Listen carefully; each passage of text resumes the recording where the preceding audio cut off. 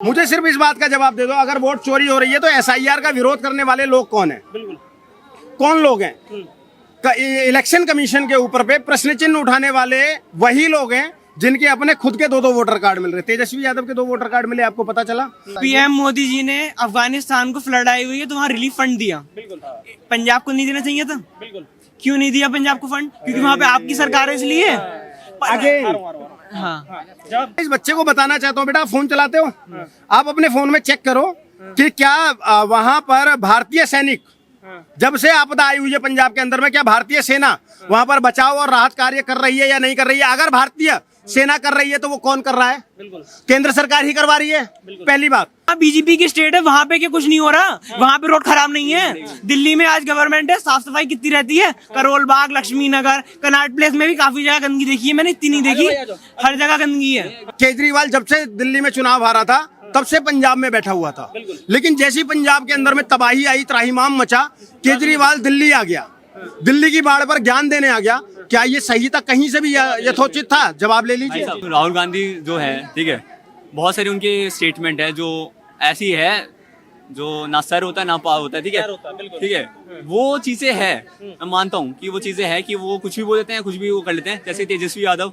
डाका चोरी हो रहा है, वो हो रहा है, प्रधान कैसे बना दे फिर? शोले पिक्चर के वो बन गई, वो जो दादी, वो कौन थी नानी, अमिताभ बच्चन कहता है वो शराब पीता है लेकिन लड़का बड़ा अच्छा है मौसी, वो जुआ खेलता है लेकिन लड़का बड़ा अच्छा है मौसी, वो मुजरा देखता है लेकिन लड़का बड़ा अच्छा है मौसी। नमस्कार, बहुत बहुत स्वागत है आपका हमारे चैनल पर। बिहार के रण में लगातार राजनीति, सियासत ऊपर पहुंच चुकी है। लगातार एक तरफ जो सत्ता पक्ष है उसका आरोप है कि जिस तरीके से गाली गलौज की जा रही है, जिस तरीके से प्रधानमंत्री मोदी की माताजी को गाली दी गई, उससे पहले वोट अधिकार यात्रा की गई, इन्हीं दोनों मामलों पर सत्ता पक्ष लगातार हमलावर है। और राहुल गांधी का तो यही कहना है कि वोट चोरी जिस तरीके से हो रही है, जिस तरीके से लगातार बीजेपी हर राज्य में, हर स्टेट में वोट चोरी करके अपनी सत्ता बनाती जा रही है, इस बार बिहार चुनाव में वैसा कुछ भी नहीं होगी। इस पूरे मामले पर बात करते हैं, कुछ लोग हमारे साथ जुड़े, पूछते हैं क्या वो अपनी राय रखने वाले हैं। क्या नाम हुआ?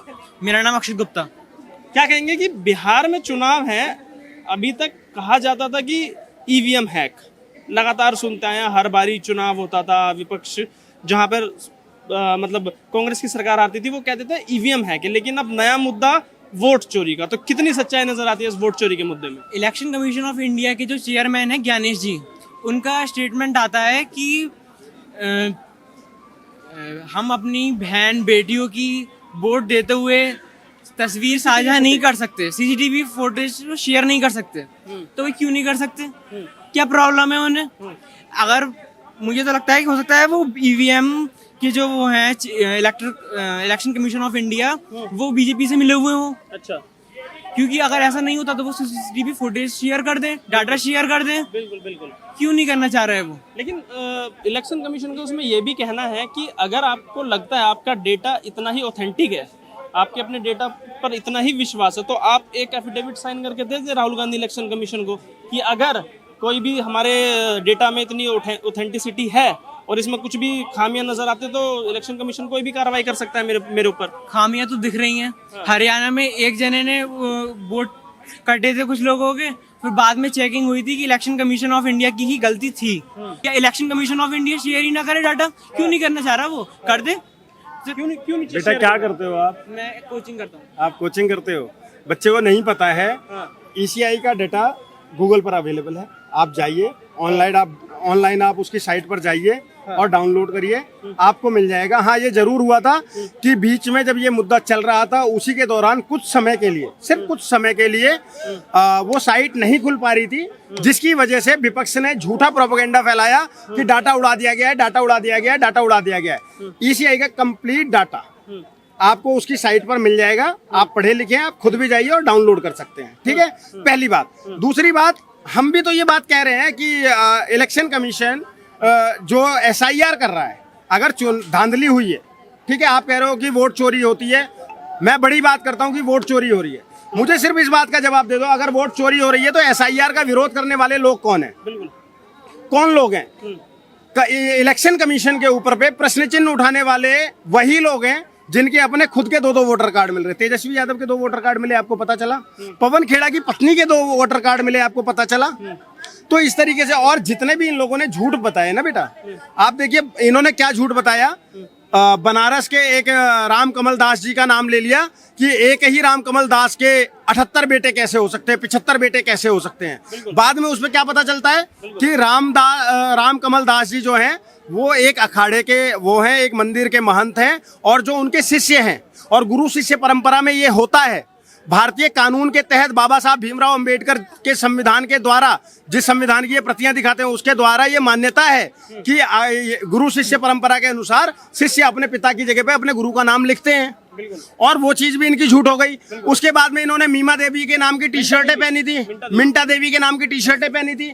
मिंटा देवी ने आके क्या बोला आपके, तो आप बच्चे इस बात को समझिए, ये लोग झूठा प्रोपेगेंडा फैला। अगर कोई क्लैरिकल मिस्टेक भी हो रही है तो उसको जबरदस्ती कर रहे हैं। और उसके बाद में राहुल गांधी ने जितने प्रोपेगेंडा, यहाँ तक कि जो राहुल गांधी ने इतनी बड़ी पीपीटी तैयार करवाकर और जिस पर पूरा मीडिया को बुलाकर और इतना लंबा स्पीच दिया था और पूरी पीपीटी पे काम किया था, वो पीपीटी बनाने वाला व्यक्ति आकर ऑन कैमरा सैटेलाइट मीडिया पर आकर बैठकर मेन स्ट्रीम मीडिया में आकर माफी मांगता है। कहता है कि मेरे से गलती हुई, वो डाटा एक्यूरेट नहीं है। तो आप बताइए कि किस पे ट्रस्ट किया जाए। बताइए, देखिए सवाल यही बनता है, इनका यही कहना है कि अगर इतना ही भरोसा है अपने डेटा पे, ऑथेंटिक डेटा है, तो उसको लेकर भी तो इलेक्शन कमीशन कहता है कि आप दे दीजिए हलफनामा में।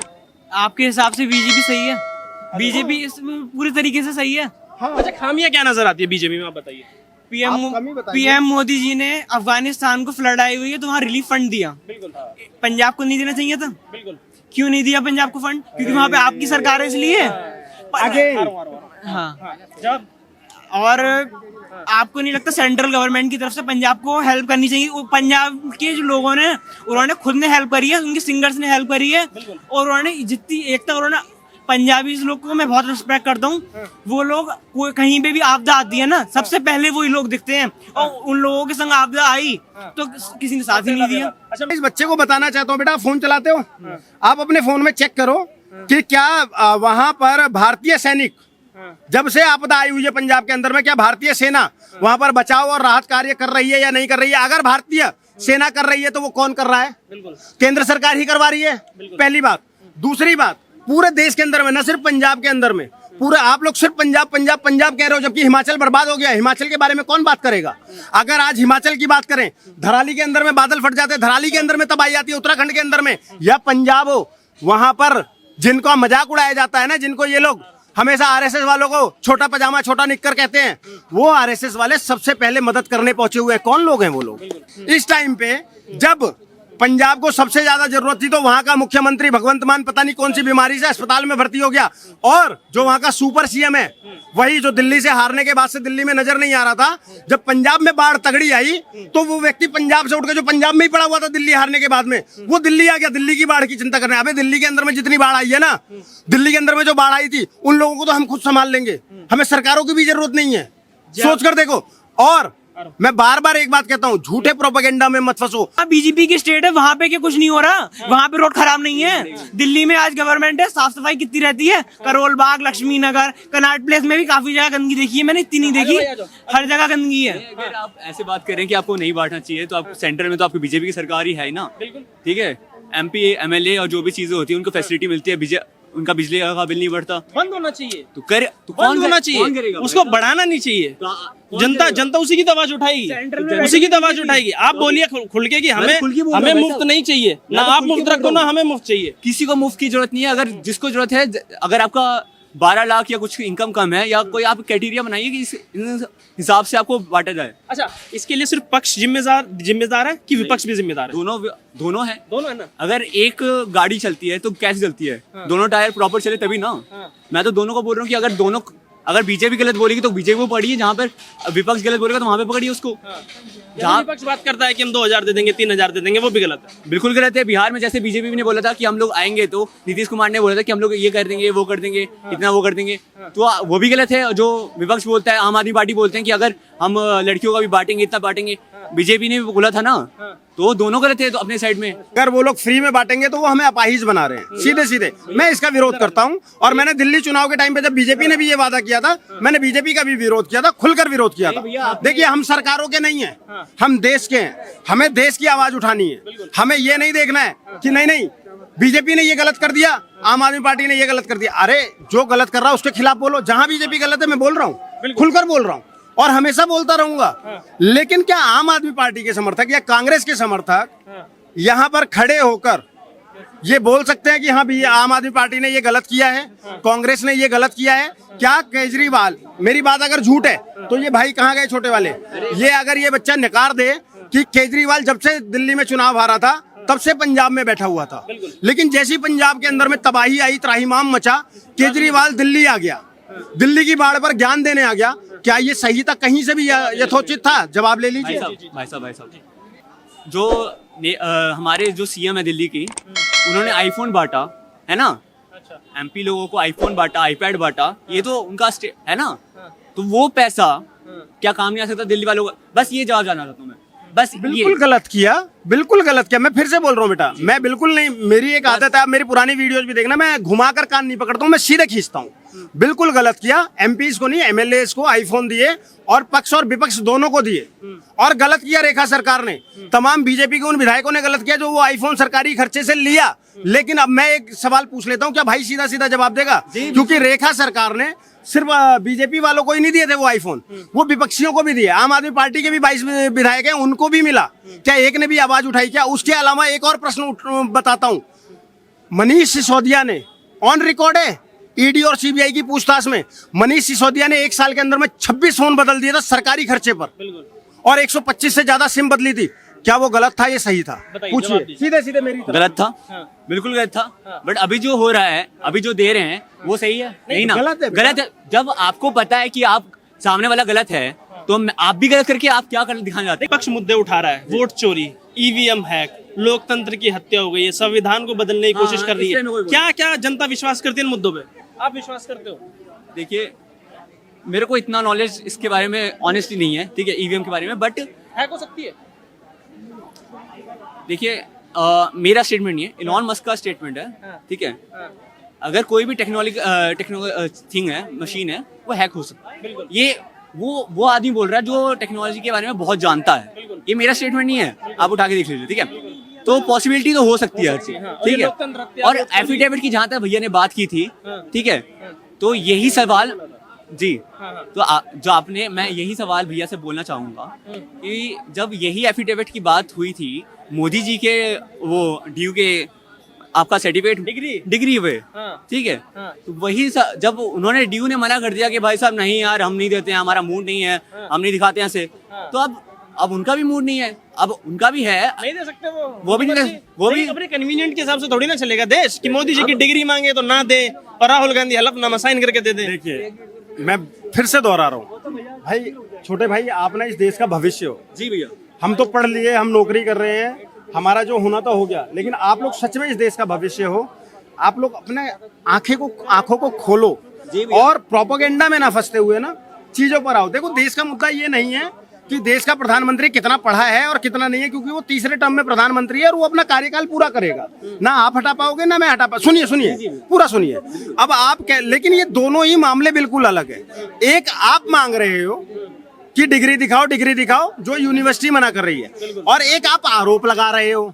अब अगर आप मेरे पे आरोप लगा रहे हो कि मैं चोर हूं, तो सिर्फ आप मुंह से बोल दोगे मैं चोर हूं तो मैं चोर हो जाऊंगा, या आप मुझे पुलिस स्टेशन में जाकर मेरी शिकायत भी करोगे? समझ गए?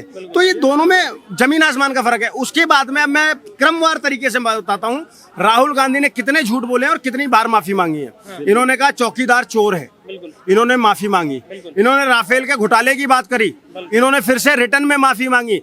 इन्होंने उसके बाद गलवान पे झूठ बोला कि हमारी जमीन कब्जा है। अभी पिछले ही महीने की बात है, सुप्रीम कोर्ट ने इनको लताड़ा है और उस पर भी इन्होंने माफी मांगी है। आज ये वोट चोरी का मुद्दा उठा रहे हैं, जबकि इनके हर एक दावे झूठे निकल रहे हैं। एक सिंगल दावा मुझे बता दो, चाहे मिंटा देवी का दावा हो, चाहे अशोक श्रीवास्तव का दावा हो, चाहे वो एक लड़का था ना बेंगलोर वाला जिसने 4 जगह वोट डाली थी, इस तरीके से इतने लोगों के इन्होंने दावे करे और हर एक दावा क्रमवार तरीके से, चाहे कमल दास जी का मामला हो, हर एक दावा झूठा होता गया। और उसके बाद जिसमें इन्होंने 1.5 घंटे तक सारी मीडिया को बुलाकर प्रेस कॉन्फ्रेंस करी थी, वो पूरी की पूरी बात झूठी निकलती है। जिसने वो पीपीटी तैयार करी थी, सोचिए, आपके टीचर आपको कुछ पढ़ाते हैं, समझना मेरी बात को, आपके टीचर पढ़ाते हैं आपको कोई चीज, और उसके बाद वही टीचर ऑन मीडिया आकर बोल देते कि अरे नहीं जो मैंने पढ़ाया था वो तो गलत था, मेरे से गलती हो गई, और उसके बाद भी आप उसमें बोलो कि नहीं नहीं ये सही था, तो आप सही हो क्या? तो राहुल गांधी वहां पर गलत हो जाते हैं कि जिस व्यक्ति ने उनकी पीपीटी तैयार करी थी वो खुद व्यक्ति आकर ऑन कैमरा हाथ जोड़कर माफी मांगता है। उसकी आंखों में आंसू आ गए थे, इतना जलील हो गया था वो। लेकिन राहुल गांधी को शर्म नहीं आ रही है देश के अंदर में। और दूसरी बात मैं कह रहा हूँ देश में वोट चोरी होती है।